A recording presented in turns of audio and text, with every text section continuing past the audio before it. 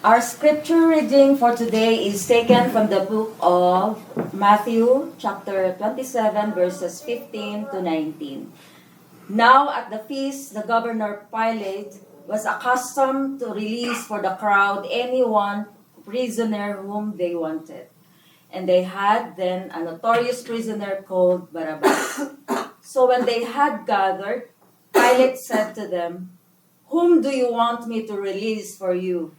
Barabbas or Jesus, who is called Christ?" For he knew that it was out of envy that they had delivered him, Jesus, up.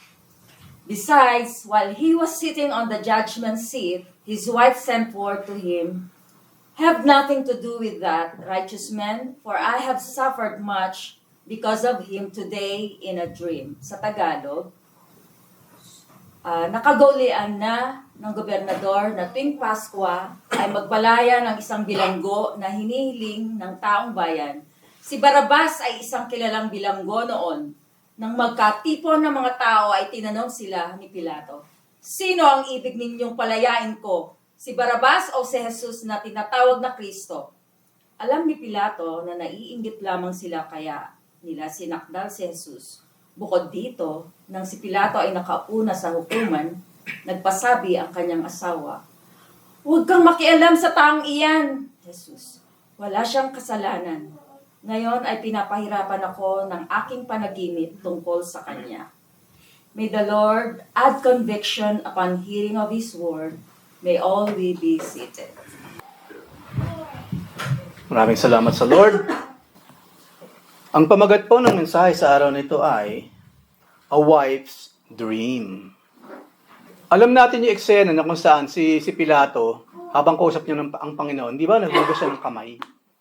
Doon nagsimula yung kasabihan na, naguhugas kamay ka na naman. Samantalang meron ka namang kinalaman talaga dyan. Doon po nagmula yon kay Pilato.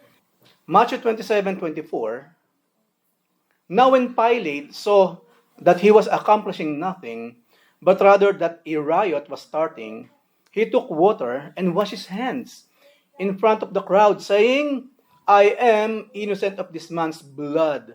You yourselves shall see.'" Bakit ba siya naghugas ng kamay? As in, wala ba talaga siyang naging pagkakamali o pagkakasala or naging kagagawan sa nangyari sa ating Panginoon? Karamihan sa mga taong naghuhugas ng kamay, di ba? Sila yung merong konting sausaw. Ba't yung nagkakainitan na, ayan na, naghuhugas na nga ng kamay. Meron siya nararamdaman at yung pag-uusapan natin today.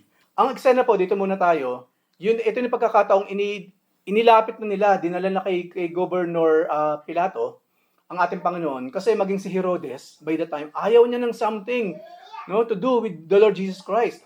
Lahat sila takot talaga by that time na magkaroon ng kinalaman sa pwedeng kasadlakan ni Jesus Christ by that time. Kasi alam naman natin, di ba, illegal yung paghuli, illegal yung mga lahat ng naging paratang na sa Panginoon. Kaya nga hindi po ba sa mga pag-aaral natin, bakit kinakailangan sa madaling araw siya hulihin? Bakit sa isang lugar na sila sa dalangan nandoon? Bakit hindi sa plaza? Sabi nga ng Panginoon, lagi akong nasa temple, lagi akong nasa karamihan ng mga tao, bakit hindi nyo kinuhuli ng mga pagkakataong yun? Kung saan, siyempre, tirik ang araw, maraming tao around. Because we know, illegal lahat ang naging proceeding ng paghuli, and of course, ultimately, pag-execute sa ating Lord. Yung humuli sa Panginoon nung gabi, kinabukasan, lalo nang lumobo yun. Lahat na ngayon ng mga anti kay Kristo, kulang na lang anti-Christ eh. Pero lahat talaga ng hindi sang-ayon or anti kay Kristo, kinaumagahan, ayan na sila. Sa pangunguna ng mga magagaling na mga religious leaders. Alam niyo po ba ang number 1 na kalaban or kontrabida sa buhay ng Panginoon? Religious leaders. Yung mga kriminal pa nga, kaibigan pa nga ni Jesus yun eh. Kaya tinawag siya the friend of sinners. Kung sino pa yung prostitute, kung sino pa yung mga magnanakaw, yung pa nga mga kaibigan ng Panginoon. Now, sino ang tunay na baliw? Sabi nga nila. At nakita natin sa Biblia kung saan nga naroon yung mga marurumi nandun ng Panginoon. To cleanse them of all of sins at bigyan sila ng pag-asa. At yung pag-asang yun, hindi kailanman kayang ibigay ng mga religious leaders. Kasi yung mga religious leaders, by that time, yung mga priests, yung mga Pharisees, Sadducees, yung mga scribes, kung sino pa yung mga nasa taas, even sa Herodes, sila pa nga ang nagpapahirap sa mga tao by that time. Noong pong panahon ni Jesus Christ na siya po ipanganak, especially sa kanyang, na siya mag-edad 30, nung nagsisimula na po siya sa kanyang ministry, kumukulo na po politically, kumukulo na ang region na iyon. Kasi po, maraming mga nasasakupan ng Roma nag-aalsa. Hindi lamang po ang Palestine, hindi lamang yung Israel ang kumukulo politically by that time, kundi lahat ng mga hawak ng mga Romans. Kaya ang mga Romans ngayon by that time, napaka-agresibo nila sa pagpigil sa anumang uri ng mga kudita, anumang uri ng rebellion, napakalupit po ng mga Romano. Because they would like to make sure na kapag mga rebelding ito, pinarusahan natin in such a way, yung mga susunod na rebelde o yung mga tagasunod nila, hindi na itutuloy ang kanilang mga planong labanan tayo. So politically, kumukulo na po ang mga panahon na iyon. Maging yung popularity ni Caesar, ng kung sino mang emperor by that time, unti-unti na nagwa-wind down. Marami nang lumalaban sa kanila. Marami lumalaban. So, ang point po, si Pilate bilang gobernador ng Palestina by that time, ng Palestine, ng Israel, ng mga Hudyo, by that time, maingat siya sa kanyang pakikitungo sa kanyang nasasakupan. At by that time, sa parte naman, sa point of view ni Pilato, kailangan mag-ingat ako kasi marami kasing una, lahat ng nasasakupan siyempre ng Roma, ng Romans, na hindi naman Romano, siyempre galit. Kasi occupation yun eh. Sino nakaabot dito ng Japanese occupation? Of course, wala na. Pero alam natin yung kwento ng mga lolo natin, napakahirap ng buhay under occupation, especially ng isang bansa na wala namang ganong klaseng puso upang intindihin yung kanilang nasasakupan. Malupit lang talaga sila. Show of power lang talaga ang kaya lang gawin at nakawin anumang meron yung mga taong kanilang nasasakupan. Gayon po ang sitwasyon, tandaan niyo yan. Pag binabasa natin ang panahon ni Jesus Christ, kumukulo politically, emotionally, psychologically, ang inside and out ng mga tao by that time against the Romans at ang mga Romans ganun din. Na mas lalo silang bayolente, malupit, at the same time, natatakot din silang mawala siyempre sa kapangyarihan. Alam naman natin, anong nangyayari sa mga empires, once sila natalo, dudurugin sila at hindi na sila makakabangon. Diba? So tingnan po natin. So ano ba yung mga kinakatakutan ni Pontius Pilate? Kumuha lamang ako ng 3. Number 1, at the time when Jesus of Nazareth was brought before him, kay Pilate, meron kasing complaint against Pilate on the way to Emperor Tiberius. Meron ng reklamo sa kanya. And he feared lest he should be called to account for his oppressions, extortions, and murders. Dito po muna tayo. Hindi rin po kasi righteous governor si Pilato. Hindi na po yan masyadong inelaborate sa Biblia. But since ay Romano, we know the kind of heart meron ang mga Romans sa kanilang nasasakupan, especially by that time sa mga characters natin sa Biblia. Bibigyan ko ng example kung paano, gaano kalupit si Pilato. Basahin ko po sa inyo, wala po dyan. Ang sabi po, Luke 13:1, now, habang nakakatipon ng Panginoon, may mga tao around him, now, there were some present at that time who told Jesus about the Galileans whose blood Pilate had mixed with their sacrifices. May mga Galilean, of course, malaking possibility they were rebels or napagbintangan as usual or mga fall guy, diba? Yung mga maliliit lang na nakukulong, yung malalaking isda, nakakawala pa rin. Ganun din nangyari. Ano nangyari doon? Habang sila nasa templo, nag-aalay ng sacrifice, kinahatay sila. Minasakar sila ni Pilato ng mga Roman soldiers headed by Pilate. At anong ginawa? Hinaluan. Diba? Ano sabi dyan? Whose blood Pilate had mixed with their sacrifices. Yung dugo na inihalo sa dugo ng sakripisyo. In short po, parang nagpaka Antiochus Epiphanes si Pilate by that time. Binaboy niya ang templo at ganun lang yung kalapastanganan. Very, very gory way ng kanyang pagpatay dun sa mga Galileans na iyon. Hindi po malinis ang kamay ni Pilato. Katulad po ng hindi lahat, ng maraming mga government officials, siya po ay kinatatakutan sa kanyang iba't ibang klase ng oppression. Pag hindi mo pinurimahan yan, tanggal ka sa trabaho. Sige na, I-insert mo. Pag hindi mo in-insert yan, tanggal ka sa posisyon mo. Pirma na. Iba't ibang klase ng oppression. Kaso, di ba, ngayon maraming nadadamay, especially mga maliliit na mga isda, kasi pinili silang pumirme. Gusto man la or ayaw, but what can they do? Oppression, di ba? Extortion, syempre. Saan ba naman napupunta yung mga kinokolekta nila Matthew? Kanino ba napupunta yung kinokolekta ng mga tax collectors katulad ni Nicodemus by that time? Syempre naman, sino ba yung governor? Syempre, dadaan lahat yan kay Pilato. So, extortion, ganun din. Gagamit siya ng tao for his own purposes. And yun nga po yung mga murders. Katulad po sa naging example natin ngayon. Ngayon, alam po yan ng kanyang nasasakupan ng mga Hudyo. At itong klase ng mga ito, isinusumbong po yan sa emperor, nakakarating yan. Hindi pa rin as in ligtas si Pilato na gawin ko lahat ng gusto kong gawin. Kasi si Pilate po, yes, siya yung biggest fish sa probinsya ng Palestine bilang governor. Pero merong bigger fish than Pilate, and that will be the emperor. Si Tiberius himself. Nag-iingat din siyempre emperor kasi kailangan gawin lahat ng emperor na number one, manatiling kunyari 10. 10 ang nasakop ng mga nakarang emperors. Kailangan, responsibility ko bilang bago emperor, yung 10, manatiling 10 at hindi lamang yun. Mas pwede din siyempre ang challenge. Dapat hindi manatiling 10, mas dumami pa ang nasasakupan ko. Kaya maingat din yung mga emperor na sila hindi paghimagsikan ng kanilang mga nasasakupan, ng kanilang mga kinukonquer. Hindi po puro galit lang, puro yabang lang, pero puro pananakot lang, abangan ako po sa posisyon.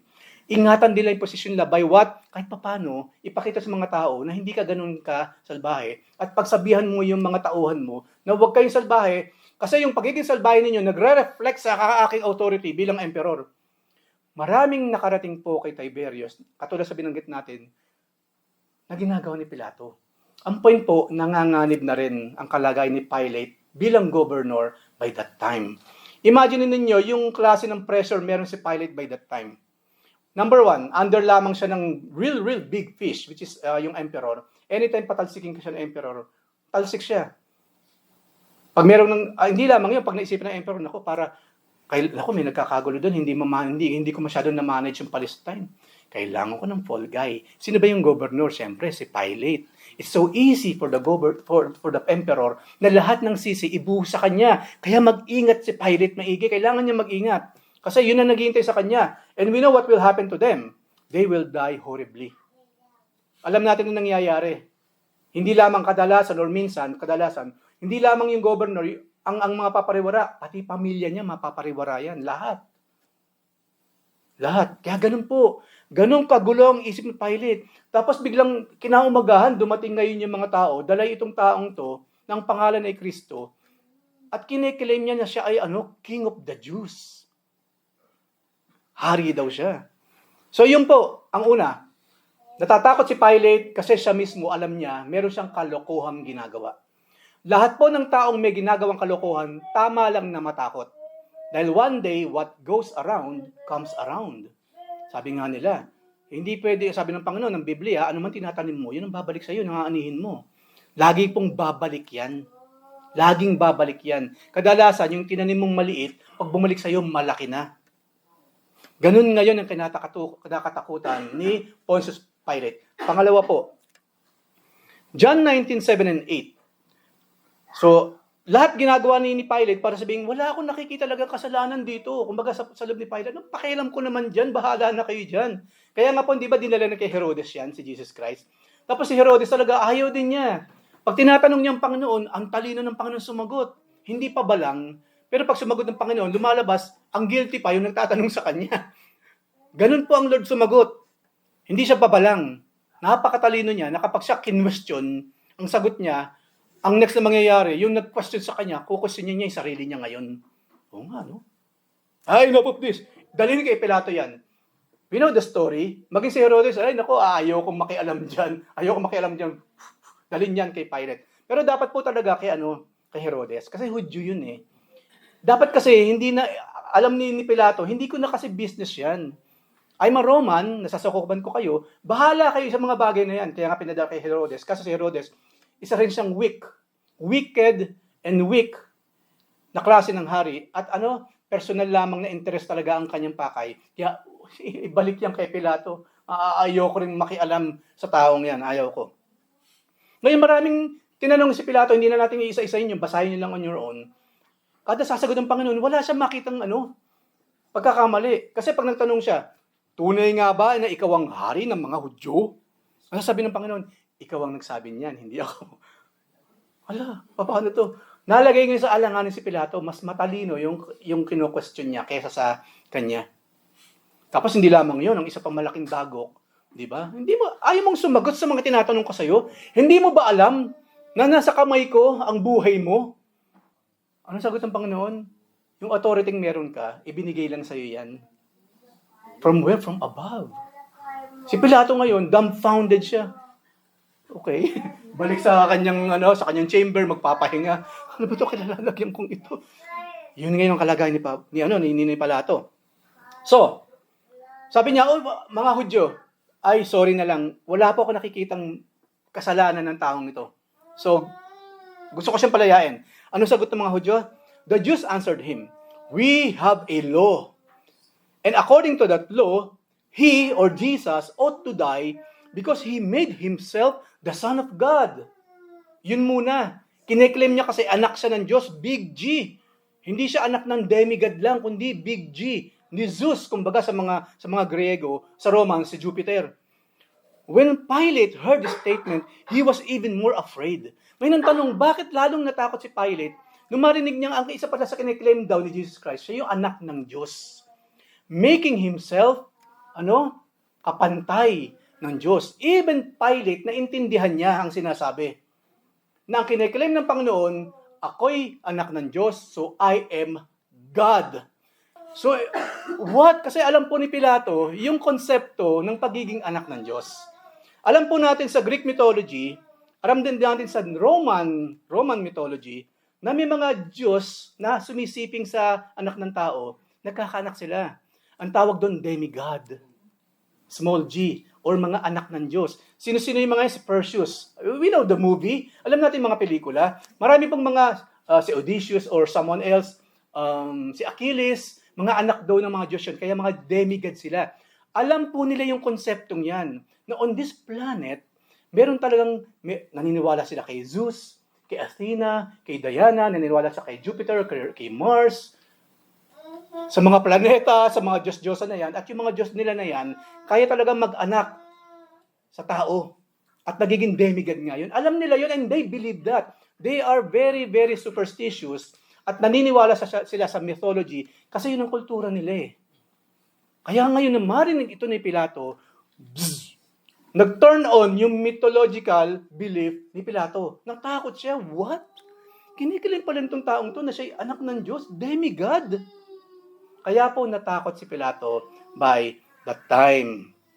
Hindi lamang yon. Maski dadagdagan ko po. While the Jews interpreted Jesus' claims as messianic, yun ang sa Hudyo, pero sa mga Greco-Roman person, the title Son of God would place Jesus in the category of divine men. O yung nga po mga tinatawag na demi-God. Pilate was afraid because he had just whipped. Kasi ito yung pagkakataong tapos ng parusahan ng Panginoon eh. And we saw the movie, right? The Passion of the Christ. At hindi ba, again, iniharap niya ang Panginoon sa mga tao? Ito yung eksenang yun. Natatakot siya nung marinig yung anak pala ng Diyos ito. Why? Kasi nga, pinawhip niya, pinatorture niya, itong demigod na ito.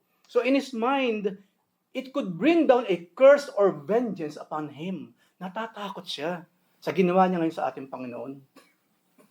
Hala, demigod pala ito. Katulad ni Achilles. Lagot ako. Hindi lamang ako, pati pamilya ko, baka merong sumpang dumapo sa amin. That's the second reason kung bakit si Pilato po fearful that time. Nararamdaman mo ba ninyo yung naging sitwasyon ni Pilate? Ayaw niyang malagay sa posisyon na yun, pero sa pilitan siyang nailagay doon.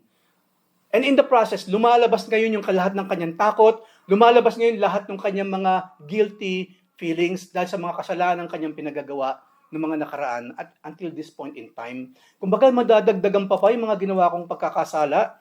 Madadagdagan pa ba yung isusumbong nila kay Tiberius? Takot na takot po siya sa emperor. Why? Tignan po natin yung number 3. John 19:12. From then on, Again, Pilate sought to release Jesus. But the Jews cried out. Ito na yung ultimate na sinabi na kay Pilato. If you release this man, you are not Caesar's friend. Hindi ka kaibigan ni Tiberius. Because everyone who makes himself a king opposes the Caesar. Ayan, talagang nalusaw na. Wala na talagang magawa si Pilato. Kasi nga naman, kiniklaim ng taong ito, siya yung hari ng mga Hudyo. Sino ba ang King Pilato? Hindi ba si Caesar? Hindi ba si Tiberius? Pag yan hindi mo pinatay, na nagkiklaim sa'yo king, hindi ka kaibigan ni Tiberius. Halakay, susumbong ka namin. Lalo na namang, sabi naman ako, wala siyang kalusot-lusot. Ganun po katuso ang mga taong galit kay Jesus. Mga tuso, mga ahas kung mag-isip, ahas kung magsalita. Mag-iingat po tayo sa mga pinapakinggan natin sa YouTube. Bago po ninyo i-like, bago ninyo sundan, mag-subscribe sa channel nila, alamin niyo muna ano ba yung punot dulo ng paniniwala ng taong ito. Tunay nga ba siyang sola fide, sola scriptura, sola Christus? Talaga bang tunay na Kristiyano to o baka naman mukha lang? Then you will need what? Yung wisdom from above. Kasi ang labanan lang, di ba, yung mukhang tama, yung tama at mukhang tama. Yung pong mali at tama, ang dali-dali nang isipin ko anong tama doon. Ang wisdom po kinakailangan saan? Doon sa mukhang tama at sa tama. Kailangan po ng wisdom, especially po nowadays. Marami kayong mapapanood sa YouTube.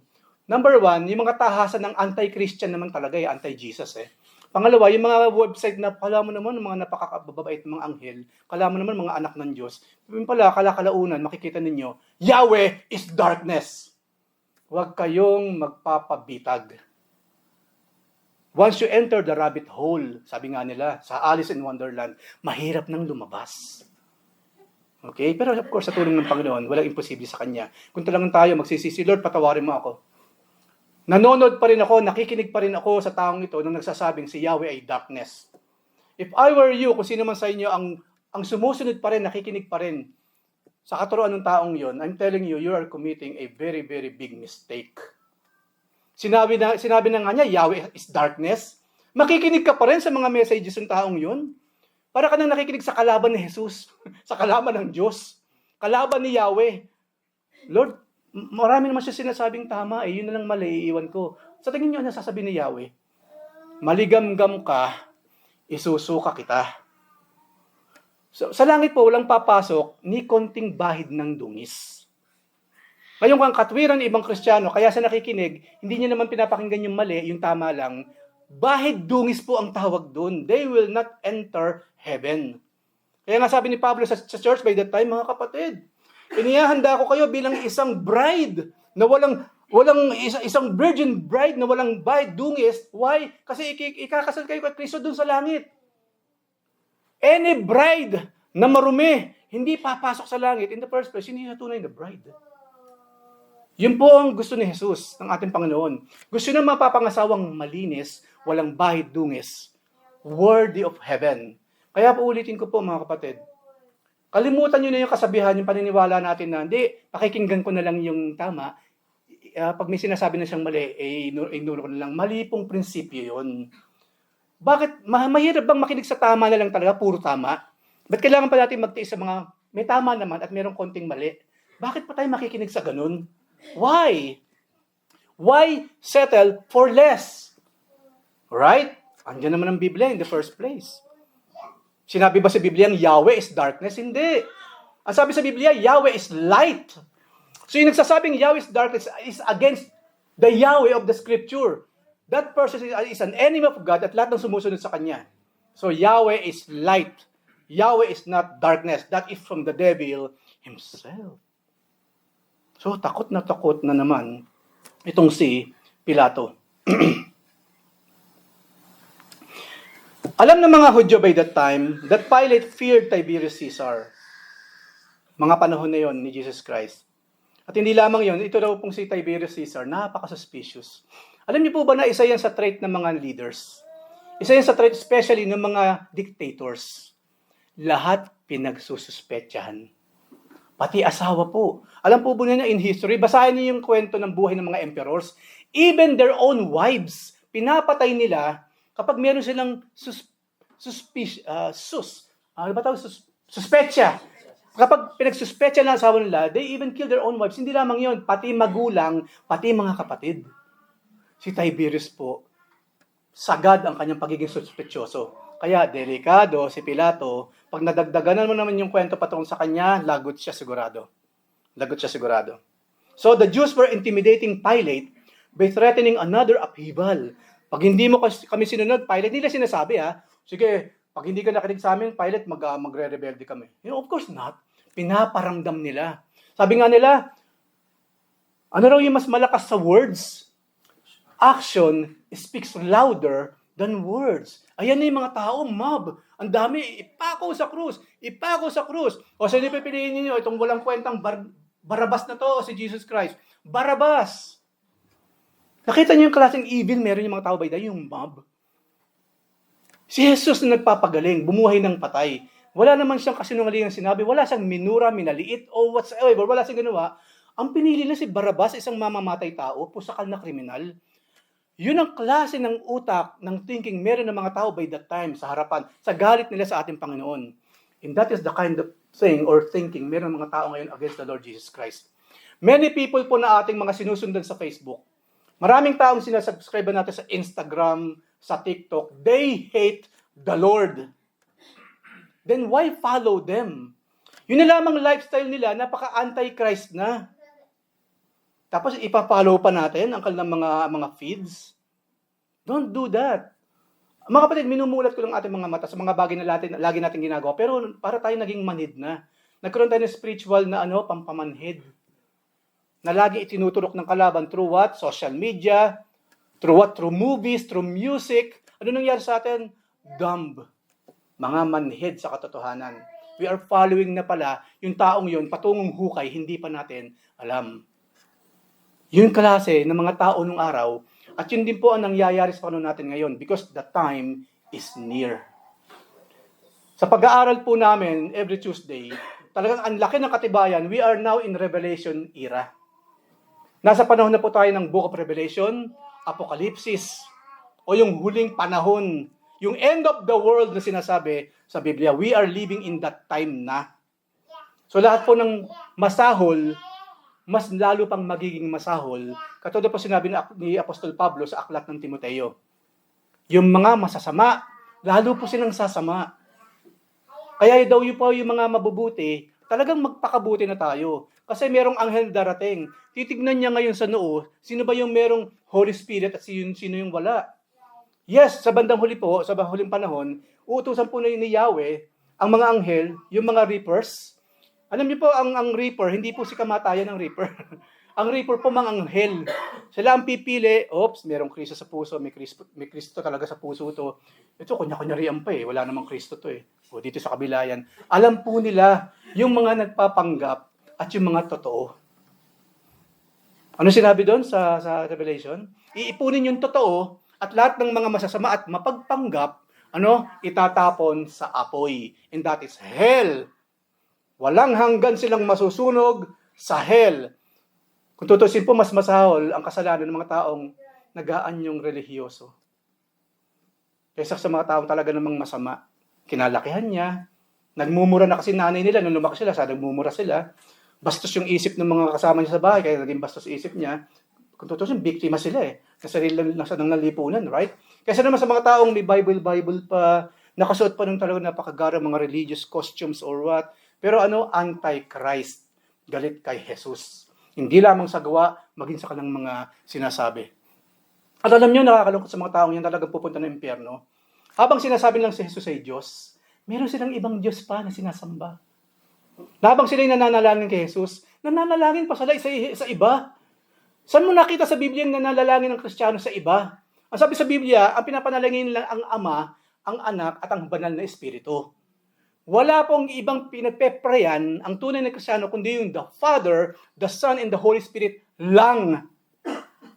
Yun po ang mga taong ipokrito sa mata ng Diyos. Nagpe-pray ka sa akin, kitang-kita ko, nung yung piyesta ninyo, nagpe-pray ka sa kapwa nyo tao, lumayo kayo sa akin. Hindi ko kayo nakikilala.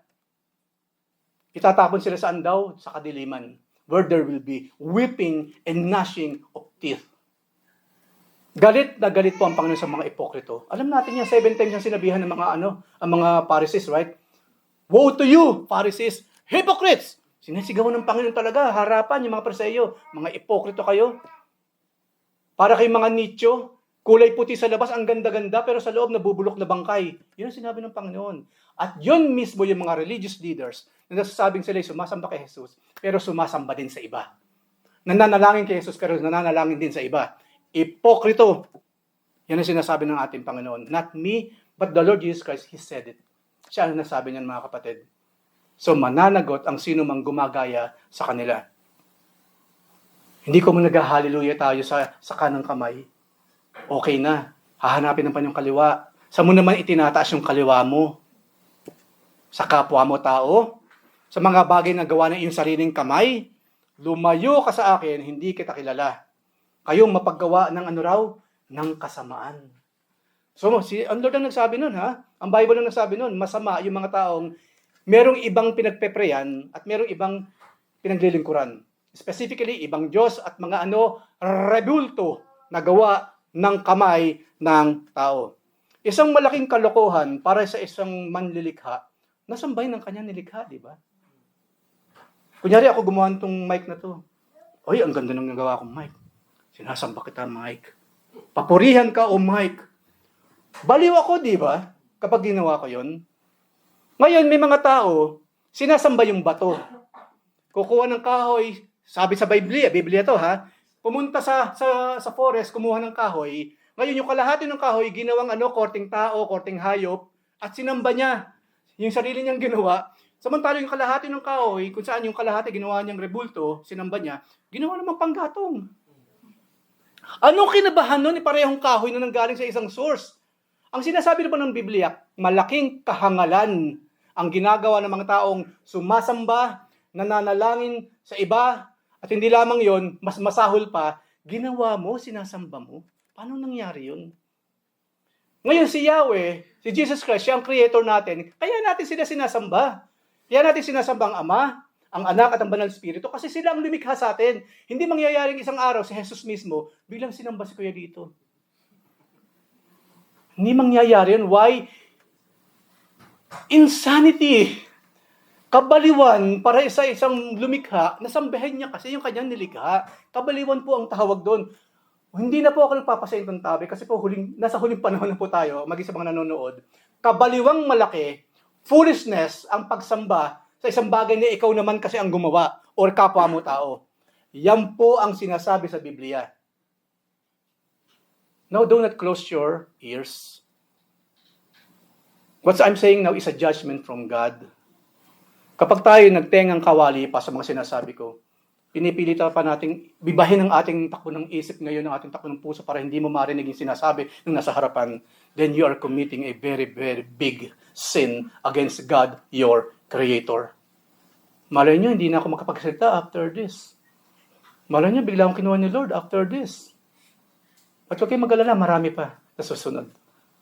Who will say the same thing bilang pagtatanggol sa ating Panginoong Diyos na makapangyarihan. Ngayon po, hindi talaga si Pilato ang dapat natin pag-usapan. Ang totoo po, pag-uusapan natin yung asawa niya. Ayan. So, ito po, tingnan po natin next slide. A wife's dream. Si Pilato po, katulad ng maraming kalalakihan, tunay na lalaki, may asawa siya. At meron siyang napakaliit na sinabi kay Pilato na it really, really makes sense. Minarapat po natin pag-usapan ang babaeng ito kasi siya yung isa sa heroes of faith. Hindi na unofficial hero of faith na hindi siya napapansin. Kasi ang lahat po, kay Pilato, sa paghuhugas ng kamay, nalilimutan yung napakaiksi na sinabi. Pero ang laki na naging impact kay Pilate, ang malaking impact supposedly sa atin na ngayon malalaman natin yung patungkol po sa kanyang asawa na ito. Ulitin ko po yung binasa natin kanina, Matthew 27, next slide po. Matthew 27:15 to 19. Verse 15, Now, at the feast, ito pa yung kwento of the governor, si Pilate, nakaugalian nila na siya ay mag-release for the crowd ng sino mang prisoner, na kung sino mang gusto nila. Verse 16, And they had then a notorious prisoner called Barabbas. So when they had gathered, Pilate said to them, "Whom do you want me to release for you?" Kung baka sabi ni Pilate, siguro naman, pipilitin na si Jesus. Common sense lang eh. Kaya sinabi niya, "Whom do you want me to release for you? Barabbas? Or Jesus who is called Christ? Or called Messiah? Or called tagapagligtas?" Verse 18, kaya niya tinanong yun, for he knew that it was out of envy that they, the Jews, had delivered Jesus up to him. Inggit lang talaga. Kaya nga po yung envy, kasama po yan sa 7 greatest sins. Huwag po tayong inggitero, huwag ka tayong inggitera. Isa po, yan po ang dahilan kung bakit ang mga Pharisee galit na galit sa Panginoon, envy. Inggit na inggit sila, selos na selos sa ating Panginoon. Verse 19, hindi lamang yan. Besides, ito ngayon, napaka-ikse, verse 19, besides, while he was sitting on the judgment seat, his wife sent a word to him. Kasi ang gulo-gulo ng isip, dito muna tayo, ang gulo-gulo ng isip ni Pilato. Sabi niya, saan nakakita ng tao? Ang pinili po sa na kriminal. Kaya ako tinanong sila, kasi ang feeling ko, meron pa rin silang common sense. Hindi na pipiliin si Barabbas. Kasi maraming pinatay yun. Pusakal talaga.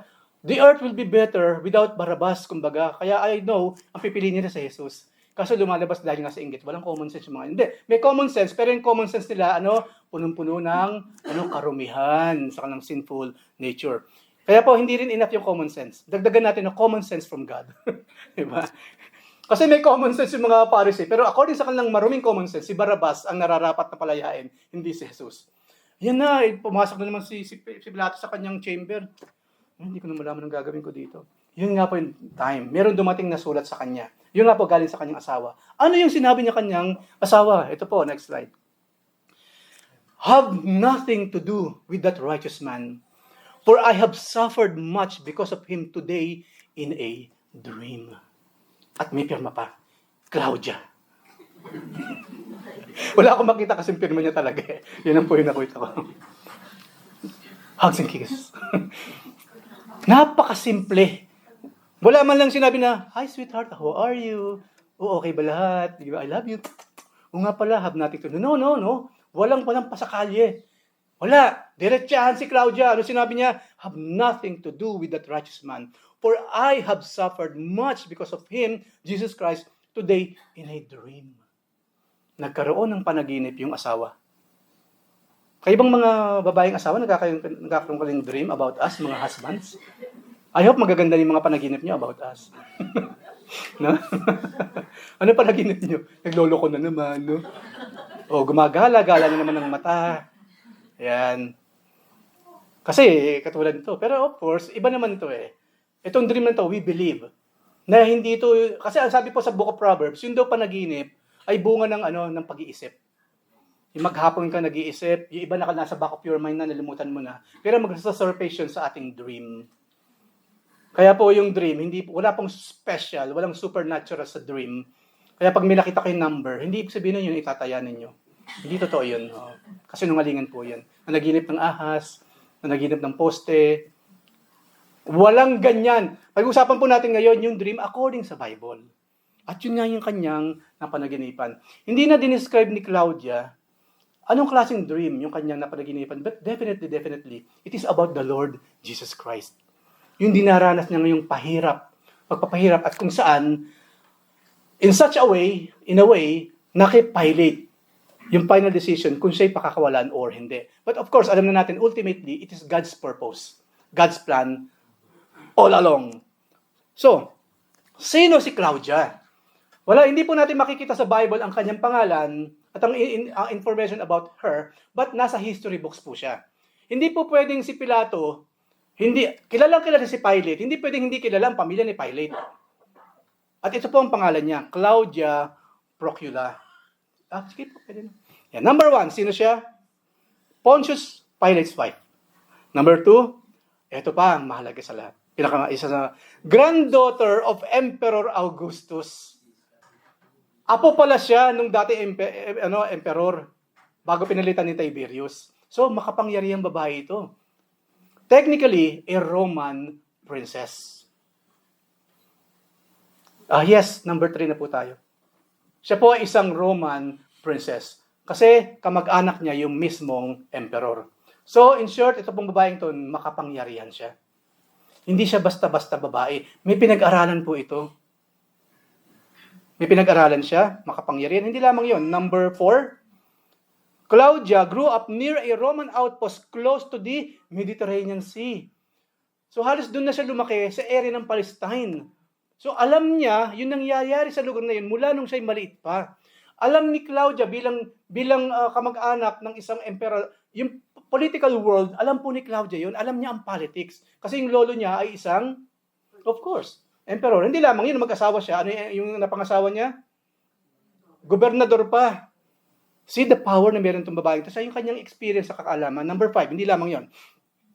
It is believed that her arranged marriage to Pontius Pilate bolstered Pilate's political standing. Kasi ganoon naman ng araw, di ba? Huwag kang mag-asawa ng kung sino man. Di ba, ngayon naman ganoon napapangasawa ng anak ng senador, yung anak ng presidente, para yung power hindi lumalabas sa circle nila, right? So ganoon din po ng panahon saka hindi lamang yung talagang kultura nila yon.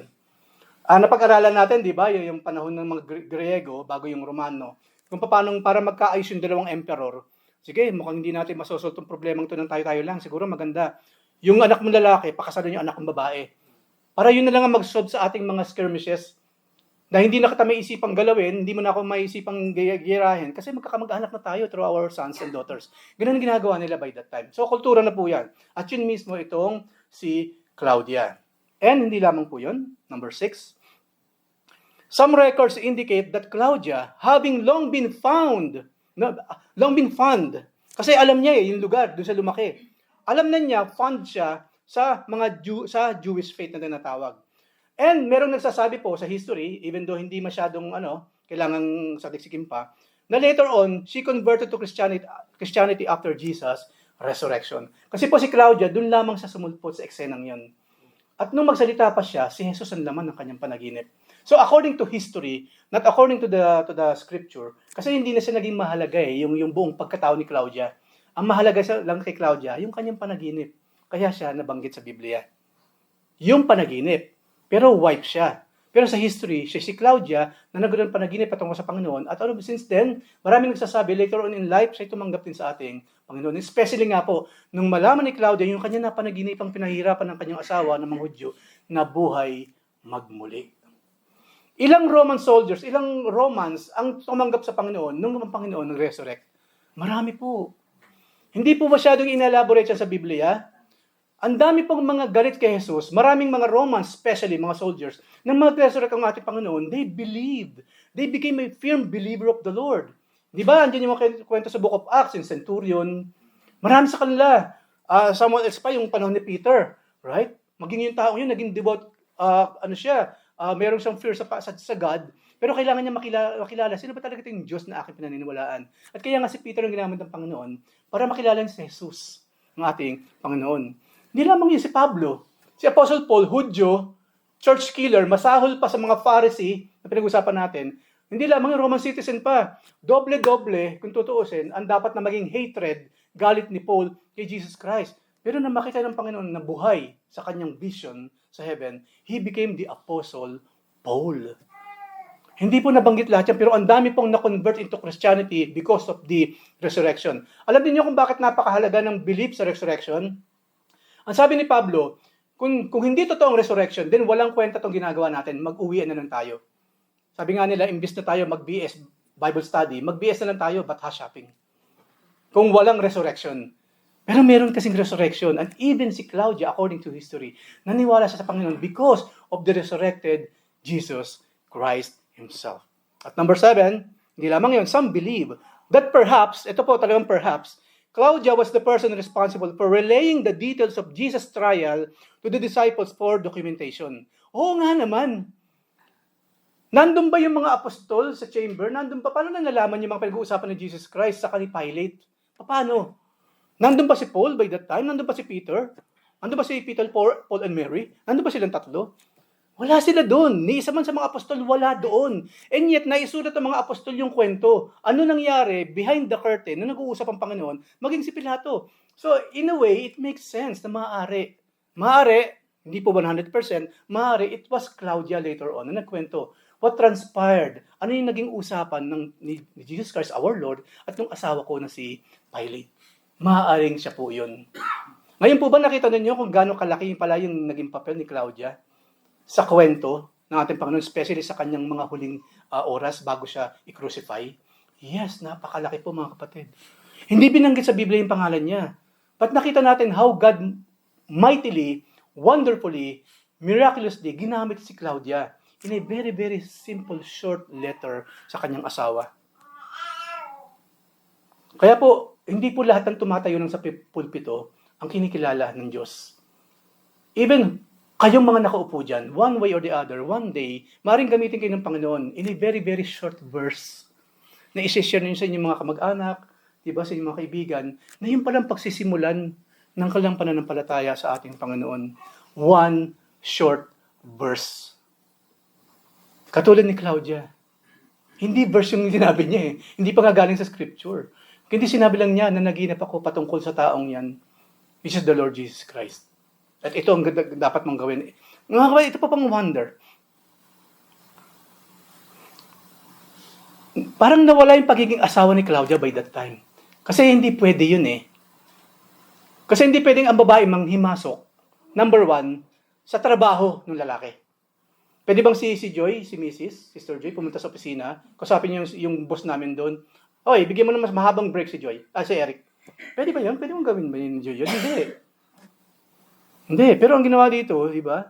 Yung babaeng to, yung mismo asawa niyang nasa isang politiko, binigyan niya ng ganung klase na have nothing to do with that person. Bigla siya nagkaroon ng guts, ng ganung klase ng courage, na yung asawa niyang alam niya, isang Roman soldier, dumaan sa maraming battles, battle-hardened, napakasalbahe, lahat na ng binanggit natin nandun sa asawa niya, and yet she said that words to his husband. But you know what?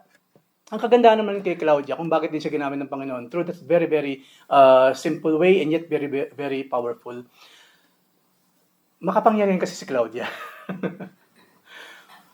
Si Tiberius po, I forgot the story. Ang nanay po ni Claudia, si Julia. Ang ganda namang pangalan, ano? Ang nanay ni Claudia, si Julia, na may kinalaman kay Emperor Tiberius, na emperor by that time. Ngayon, yung si Julia, hindi siya okay na asawa. And one day, she died. Ngayon, si Claudia po, hindi naman siya anak ni Tiberius eh. Pero, inadopt siya as daughter ni Tiberius. Even yung tatay kasi ni Claudia, namatay na rin. O pinalitan, na-depost. Hindi naman na-depost, kundi pinalitan ni Tiberius. So, lumaki din si Claudia under sa protection ni Tiberius Caesar. So, isa rin sa reason to, ginamit ng Panginoon yung political background ni Claudia para magamit niya si Claudia para makinig yung kanyang asawa. Ngayon, sa tingin ninyo, kayang sampalin ni Pilato ang kanyang asawa? Sumagot siya pabalik. Ipakiskis ka pa. Manahimik ka dyan, babae. Hindi niya magagawa yun. Ilang beses na ginawa sa Biblia, ginamit ng Panginoon yung mga taong nasa posisyon for the furtherance of the gospel. Ilang beses na? Maraming beses. Si Nicodemus. A person in position, ginamit ng Panginoon, right? Si Joseph Arimathea, isang taong napakayaman, sabi sa Biblia, pero ginamit ng Panginoon para sa kanyang burial. Di ba? At later, mga naging Christian lahat yan. Isipin nyo na lahat, yung mga centurion, biglang naniwala sa kanya. Kung gugusin po ng Panginoon, even those people in position, kaya niyang gamitin for the furtherance of the gospel. So we must pray. Ano man yung nangyayari sa politiko sa Pilipinas, ano man nangyayari sa ating mga mambabatas, pray for them. Walang imposible sa Panginoon na gamitin yung mga tao yun naman para sa kanyang glory. Nagagamit sila ng kalaban, right? Kayang-kaya sila lalong gamitin ng Panginoon para sa kabutihan. So, ipag-pray po natin yan. Si Marcoleta, ipag-pray yung mga yan. Sila Jinggoy, lalo na yun, ipag-pray nyo maigi. Villanueva, lalo na yan, ipag-pray maigi yan. Kasi wala namang imposible sa Panginoon. Who knew, di ba? This is just one of the chapter of their lives, pero meron palang chapter ng buhay nila. They will be used by God sa kanyang purpose, one way or the other. At ganun nangyari kay Sister Claudia Procula. So panghuli po sa ating thoughts to ponder. During the trial, only one person dared to intervene on Jesus' behalf. Hindi kaya ni Pilato, hindi kaya ng mga Hudyo, Hindi kaya ng mga apostol, nagtatago na sila. But only one person dared to intervene on Jesus' behalf. A woman. A Gentile woman. A pagan woman. The wife of the Roman governor. The wife of the man who answered to the emperor. At by that time, napipilitan niyang mag-answer na rin sa kagustuhan ng mga Hudyo. There's only one woman. Though many knew Jesus to be innocent, Pilate's wife, and that is si Claudia, demonstrated the faith to act upon her belief despite overwhelming opposition. Gasino na lamang mga kapatid, nasiraan siya. Imagine, yung nga po pala, na mag-send siya ng word kay Pilate, even though ang ginawa kong example, nakasulat sa scroll, meron ding possibility po, pinasabi lang sa kanyang assistant. Pumunta ka sa Pilato. Kasi kilala naman ni Pilate yung mga assistant ni Claudia eh. Yun yung kanyang mga errand girls na tinatawag. Maaaring gumamit siya ng isa sa kanyang mga errand girls para lumapit ka sa asawa mo, sabihin mo itong pinapasabi ko. Imagine, kung yun ang siste, kasi nilang mag-leak yung sinabi ni Claudia. Meron para ditong pro-Jesus ha? Pro-Jesus. Lagot ang political career ni Pilate. Hindi lamang si Pilate, yung buong pamilya nila malalagay sa alanganin. But it doesn't matter at all para kay Claudia. Ulitin ko pa, matalino itong babaeng to. Dapat lahat ng kanyang sinasabi, lahat ng kanyang pagkilos, dapat dinumero. It must be measured para hindi malagay sa alanganin si Pilate, ang sarili niyang buong niyang pamilya. Di ba? Ganun po siya. Pero by this time, I really believe it is of course measured by God. Sabihin mo, mapa-word of mouth man ng iyong assistant or isulat mo, regardless, sabihin mo sa asawa mo ang bagay na ito. Huwag mo isipin yung pwede makaalam. Siyempre, maraming inggit sa posisyon ni ni Pilato. We know the story. Kasi sa presidente natin kay PBBM, inggit lang naman eh. Jealousy lang naman ang reason kung baka siya sinisiraan ng lahat ng naninira sa kanya, di ba? Lalo na yung pangalawang pangulo ng Pilipinas. Kung sino pa yung pangalawang pangulo, siya pa yung number 1 na tagapanira ng ating presidente. Napaka-sad. But then again, kung anong kalooban ng Panginoon, yun ang mangyayari. So pray for it. I-pray din natin para makita natin na naka-align din tayo sa kalooban ng ating Panginoon. So, despite overwhelming position, ginawa ni Claudia ang dapat niyang gawin. At panghuli po, out of a crowd of witnesses, God chose a woman, one with no authority, pity, or power. Isa siyang simpleng asawa. Wala naman sinabi sa Biblia, ginamit ni Claudia yung kanyang pagiging kamag-anak ng mga emperors. Hindi naman sinabi eh. Pero ito siya, isa siyang mabuting babae. To be an example of active faith and a voice to affirm the righteousness of His Son, of the Lord Jesus Christ. So mga kababaihan, this will be a challenge for you. Of course, example din or challenge sa ating mga kalalakihan. Pero sa mga kababaihan, yes. I know ang isa sa hitik ang mga kababaihan sa pasasalita, di ba? Totoo yun, di ba, scientifically? Nang lalaki daw, merong 5 word lang sa isang araw. Ang mga babae, 5 million. Yung nga ba yun? Tama ba yung nabasa kong information na yun? 20,000 a day lang kayo. Kami, 7 words. Yan ha, science po yun. Pero ang point ko po, hindi kayo para pagtawanan kayong ang puro kayo salita. Kundi, katulad ni Claudia, gamitin po ninyo yung mga words. Ang inyong pagsasalita, for the glory of God. Ulitin ko panghuli, napakaiksing praise lang sinabi ni Claudia at ang impact napakalaki. Kasi yung kayo mismo, just one verse, ma-share ninyo sa dapat niyong pag-sharean. At ang laki pa rin po na magiging impact nun sa buhay ng maraming tao sa balat ng lupa. So, maraming salamat sa Panginoon. Dinala niya sa ating attention ang buhay ng babaeng ito at nakita po natin yung kagandahan ng kwento surrounding her.